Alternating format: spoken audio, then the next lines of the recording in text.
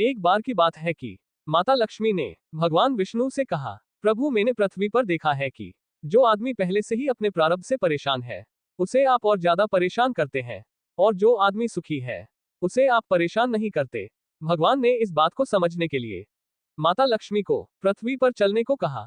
दोनों ने साधारण मनुष्यों के रूप में पति पत्नी का भेष बनाकर एक गांव के पास डेरा जमा दिया।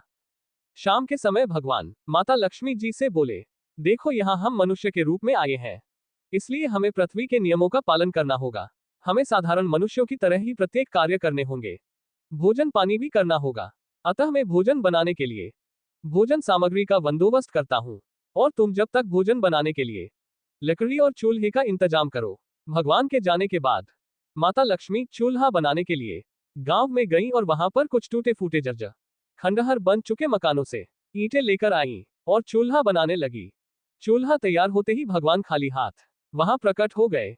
माता लक्ष्मी भगवान को देखकर बोली, अरे तुम तो खाली हाथ ही लौट आए, आप तो भोजन का सामान लेने के लिए गए हुए थे। माता लक्ष्मी की बातें सुनकर भगवान बोले, अब तुम्हें इसकी जरूरत नहीं पड़ेगी। भगवान ने माता लक्ष्मी से पूछा, तुम इन ईंटों को कहां से लेकर आए हो? माता लक्ष्मी बोली, प्रभु इस गांव में बहुत से ऐसे घर भी हैं जिनका रख रखाव ठीक ढंग से नहीं हुआ, उनकी हालत जर्जर हो चुकी है, अब उनमें कोई आदमी भी नहीं रहता। मैं उन्हीं मकानों की दीवारों से ईंट लेकर आई हूँ। भगवान ने माता लक्ष्मी से कहा, जो घर पहले से खराब थे तुमने उन्हें और खराब कर दिया, तुम ईंट उन सही मकानों की दीवारों से भी तो ला सकती थी। माता लक्ष्मी बोली, प्रभु उन घरों में रहने वाले लोगों ने उनका रख रखाव सही तरीके से किया है, और वो घर सुंदर भी लग रहे हैं, ऐसे में उनकी सुंदरता को बिगाड़ना उचित नहीं होता। भगवान बोले, लक्ष्मी यही तुम्हारे पूछे गए प्रश्न का उत्तर है। जिन लोगों ने अपने घर का रखरखाव अच्छी तरह से किया है, यानी अच्छे कर्मों से अपने जीवन को सुंदर बना रखा है, उन लोगों को दुख कैसे हो सकता है?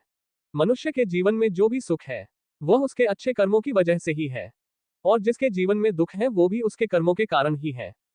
इसलिए मनुष्य को अपने जीवन में ऐसे ही अच्छे और परोपकारी कर्म करने चाहिए, जिससे इतनी मजबूत और खूबसूरत इमारत खड़ी हो कि कभी भी और कोई भी उसकी एक ईंट भी निकालने ना पाए।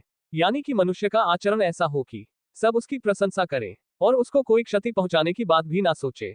और दुखी मनुष्य को और ज्यादा दुख इसलिए दिए जाते हैं जिससे वह बुरे काम छोड़कर अच्छे कर्म करे और अपना जीवन सफल बना सके।